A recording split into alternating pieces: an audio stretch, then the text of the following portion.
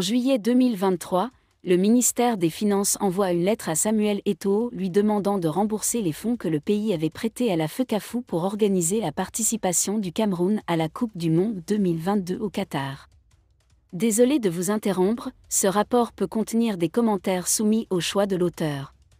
S'il vous plaît, si vous êtes nouveau sur cette chaîne, veuillez vous abonner et activer la cloche de notification. De cette façon, vous serez averti lorsque nous publierons de nouveaux rapports sur cette même chaîne. Merci. L'avance accordée par l'État pour représenter l'équipe de football des Lions Indomptables à la Coupe du Monde Qatar 2022, écrit le ministère des Finances dans une lettre au président de la FECAFOOT.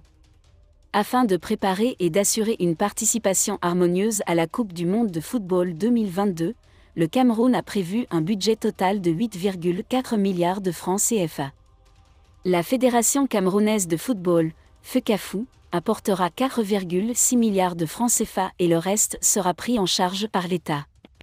C'est ce qu'a révélé une lettre datée du 20 octobre 2022 du ministre des Finances, Louis-Paul Motazé, à Samuel Eto'o, président de la FECAFOOT.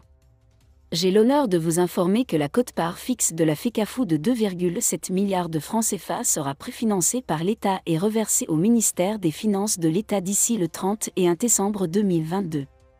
Quant à la part contingente de la FECAFOOT, le montant est de 1,9 milliard de francs CFA, qui sera mobilisé en fonction des performances de notre échantillon et sera remboursé le jour même, écrit le ministre Motaz.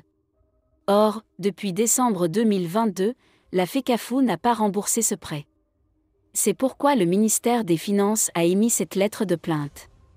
Ousmane Sonko a été arrêté vendredi 28 juillet, près de 2 mois après avoir été condamné à 2 ans de prison pour corruption de la jeunesse, dans l'affaire Sweet Beauté contre Adji Sarr.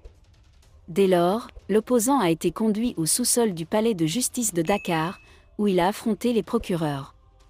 Lundi 31 juillet, Ousmane Sonko a été présenté pour la première fois devant un juge.